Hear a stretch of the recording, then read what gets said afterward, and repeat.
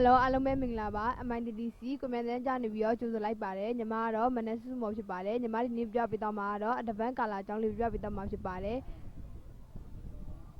အရင်ဆုံးအဒိုဖိုတိုဂျာ CC 2020ကိုကလေးနှစ်ချက်နှိပ်ပြီးတော့ဖွင့်လိုက်ပါမယ်ဖွင့်လာလို့ရှိရင်တော့ file ထဲကနေပြီးတော့ပုံရင်းတစ်ပုဒ်သွားပြီးပါမယ် file ကနေပြီးတော့ open keyboard ပေါ်ဆိုရင်တော့ control O နှိပ်ပြီးလို့ရပါတယ်မိမိပဲပုံကလေးချပြီးတော့ open ကိုနှိပ်ပြီးလိုက်ပါနှိပ်ပြီးတော့ရှင်ရောပုံလေးရင်ရလာပြီဆိုရင်ဒီပုံလေးကိုခော့တူလေးနဲ့စိုက်ချိုးလိုက်ပါမယ်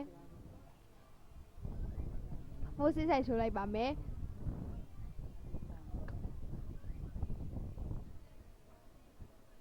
ချိုးပြရှင်တော့ဒီပုံ open လူလေးနဲ့လှီးပါမယ်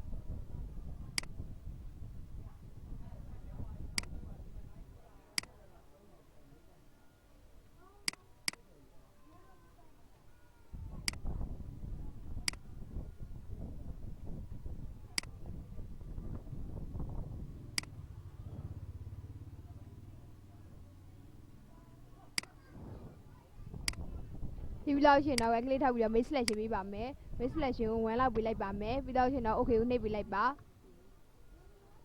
control ကျင်တဲ့ layer ပွားထုတ်လိုက်မယ်အောက်က layer ကိုမျက်လုံးမိတ်ထားကြည့်လိုက်ပါမဲ့ပြီးတော့ရှင်တော့ဒီပုံလေးကိုပဲ control ကျင်တဲ့နောက်ထပ် layer တစ်ခုထပ်ပွားလိုက်မယ်ပွားပြီးတော့ရှင်ညလေးမှာ brush tool လေးကိုလာယူပါမယ် brush tool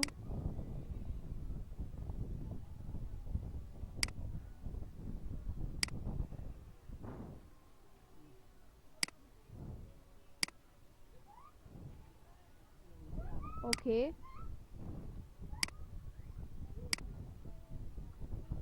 ပွိုင်နာဆိုင်ကိုကြတော့ keyboard ပွားခွင့်စားဝင်မဲ့လေးနဲ့အကြည့်သေးလုပ်လို့ရပါတယ်ဒီပုံလေးကိုလောက်ခတ်ထားလိုက်ပါ opacity ကို30ထားလိုက်မယ်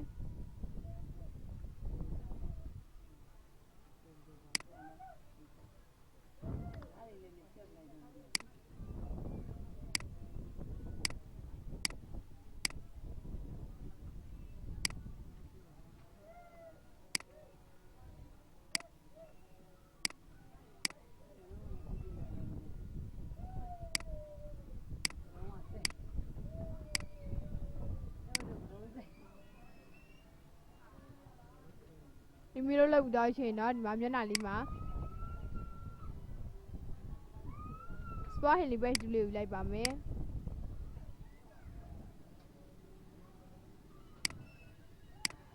နားလေးကအဆက်ပြောက်လေးကိုနည်းနည်းလိုက်ဖြတ်ပေးလိုက်မယ်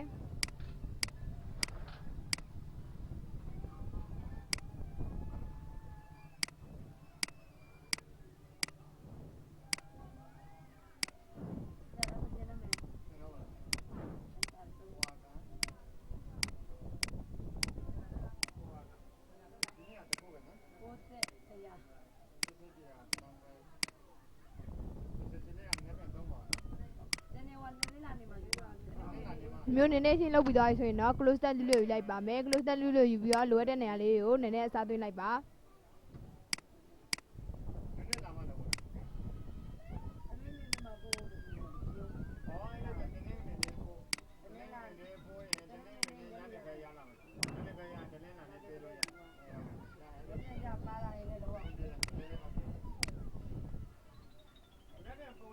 မျိုးကာလာလေးလိုက်ညစ်ပြီးသွားပြီဆိုရင်တော့ဒီမှာမျက်လုံးဖွေးပိတ်လုပ်ကြည့်လိုက်ပါ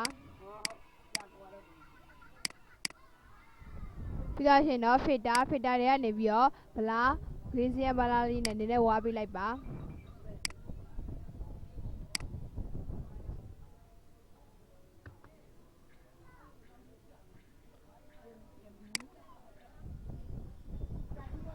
မျိုးခောက်ပြီးတော့ရှင်တော့နေရာရ polygon လက်စွပ်တူးလေးယူလိုက်ပါမယ်ယူပြီးတော့ရှင် ဒီနားလေးကိုလည်းနည်းနည်းလေးလိုက်ဝါပေးလိုက်ပါမယ်ဒီခါမှာကြတော့ filter တွေက gradient blur မှာ keyboard ပေါ်ဆိုရင်တော့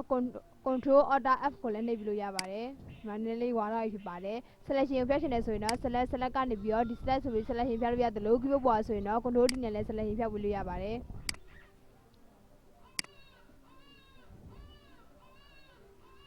control alt f control D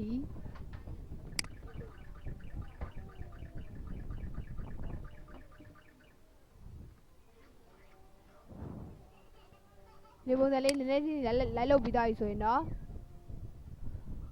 control S ဆိုပြီးတော့နည်းနည်းအလင်းမောင်နည်းနည်းချိန်ပေးလိုက်ပါမယ် control B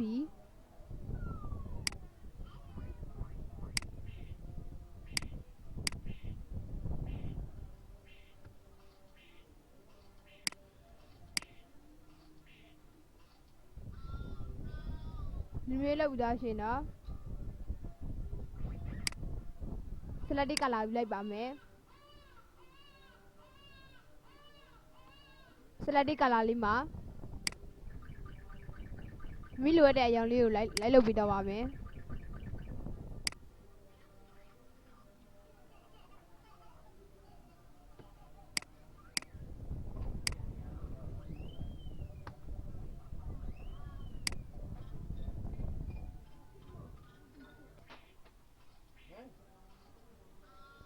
နေရာမဲ့တက်ပေးလိုက်မယ် press ဒီလေးကိုယူလိုက်ပါမယ် control I ဆိုပြီးတော့နှိပ်ပေးလိုက်မယ်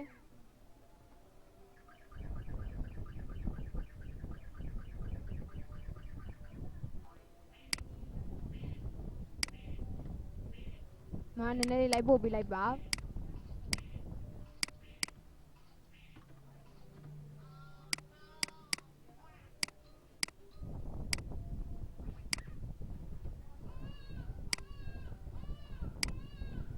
မှာခဏကိုလေယာလေးကိုလည်းနည်းနည်းလေးလိုက်ပို့ပေးလိုက်ပါမယ် pointer side ကိုကြတော့မိလိုရတယ်လို့မျိုး keyboard ပေါ်ကခွေးစားခွေးပေးလေးနဲ့အကြီးသေးလုပ်ပြီးတော့အသုံးပြုပါ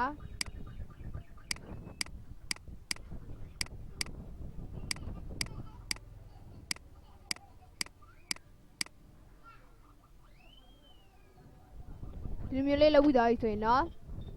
ပတ်တူလေးယူလိုက်ပါမယ်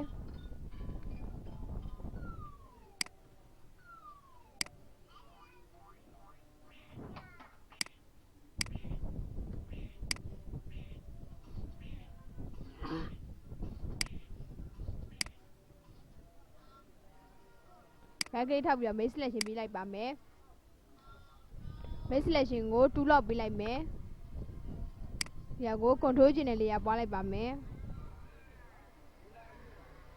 sorry လေယာပွားခင်ဒီဟာလေးကို filter တွေကနေပြီးတော့ gradient blur ဆိုပြီးတော့နည်းနည်းလေးဝါးပေးလိုက်ပါမယ် selection လေးကိုဖျက်ချင်တယ်ဆိုရင်တော့ select ကနေပြီးတော့ဒီ select ဆိုပြီး selection ဖျက်လို့ရတယ်လို့ keyboard ပေါ်ဆိုရင်တော့ control D နဲ့လည်း selection ဖျက်ပေးလို့ရပါတယ်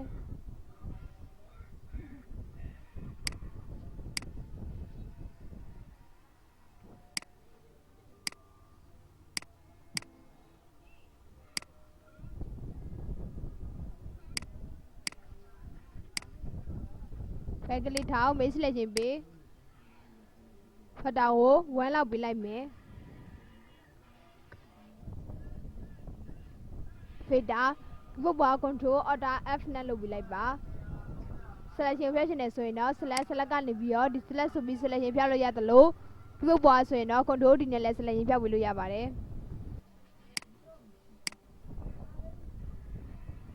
ဒီမျိုးလုပ်ပြီးသားဆိုရင်တော့ဒီနေရာလေးမှာ brightness ကိုယူလိုက်ပါမယ်ယူသားချင်ဒီမှာ brightness ကိုနည်းနည်းလေး brightness ကိုတင်ထားတဲ့အတွက် contrast ကိုနည်းနည်းလျှော့ပေးလိုက်မယ်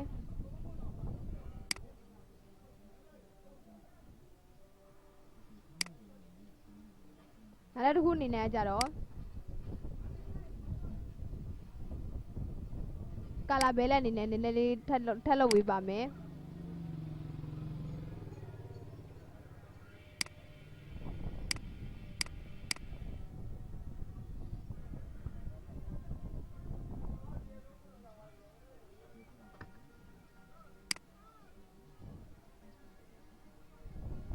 မျိုးလေးလုပ်ပြီးသားဆိုရင်တော့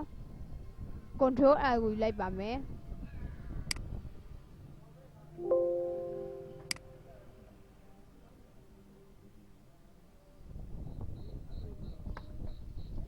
မျက်လုံးဖွင့်ပိတ်လုပ်ကြည့်လိုက်ပါမျိုးရလာပြီဆိုလို့ရှိရင်ဒီမှာနှာခမ်းလေးလေးကိုနှာခမ်းလေးဆိုပေးပါမယ်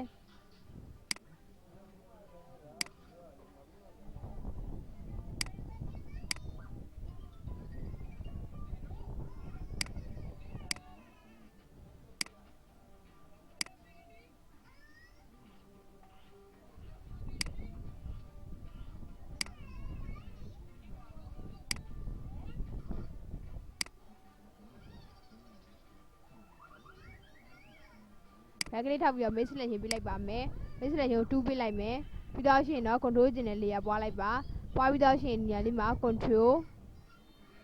B ဆိုပြီးတော့ခန်းကြီးကိုပပလေးပဲလုပ်ပြီးတော့မှာဖြစ်ပါတယ်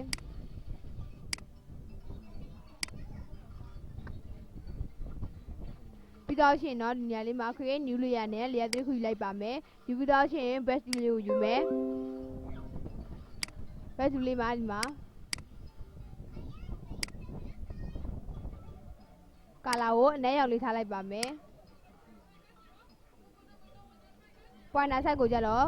ဒီဘုတ်ပွားခွေးစားခွေးမဲလေးနဲ့ကြီးသေးလုပ်လို့ရပါတယ်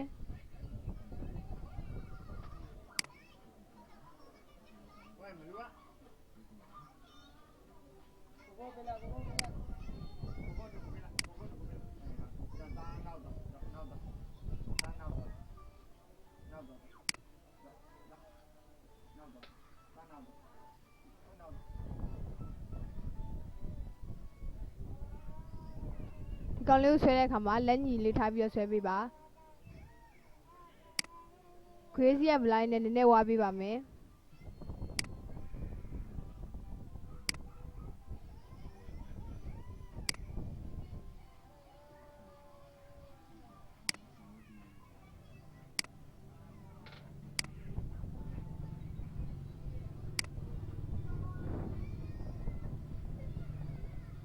โอเค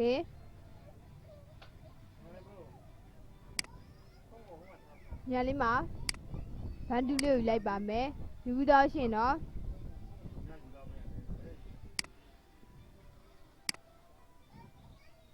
ဒီအောင်ဆက်လက်ပေး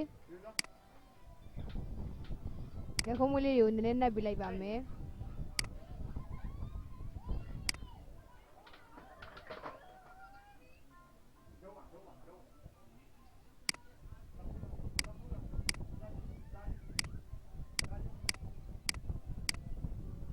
မျိုးနဲ့ပြီးတော့ရှင်တော့တော့ကျူလေးကိုယူပါမယ်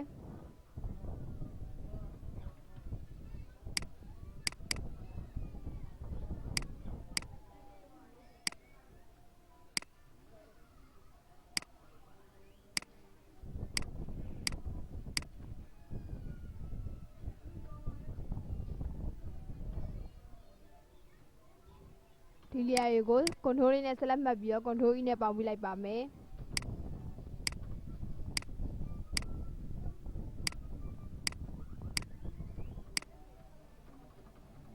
ီမှာမူရင်းပုံလေးနဲ့နိုင်ချင်ကြည့်လိုက်ပါဒါကကြတော့တပန်းကာလာလေးအကြောင်းပဲဖြစ်ပါတယ်ကဲလို့ဒီပုံလေးကိုတင်ပြချင်တယ်ဆိုရင်တော့ file ကနေပြီးတော့ save keyboard ပွားဆိုရင်တော့ control shift s ကိုနှိပ်ပြီးလို့ရပါတယ် save on your computer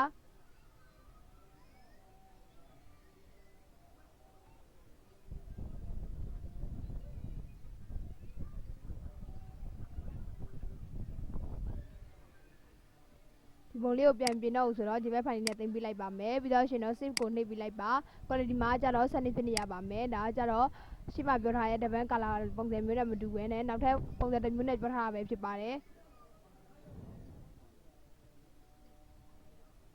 ဒီလိုပုံစံမျိုးလေးကို like လုပ်တတ်မယ်လို့ထင်ပါတယ်ကဲလို့ဒီဟာလေးကိုကြိုက်နေတတ်တယ်ဆိုရင်တော့ like and subscribe လုပ်ဖို့လည်းမမေ့ပါနဲ့အောင်တော့ကြည့်ရှုပေးတဲ့အတွက်လည်းအားလုံးကိုကျေးဇူးတင်ပါတယ်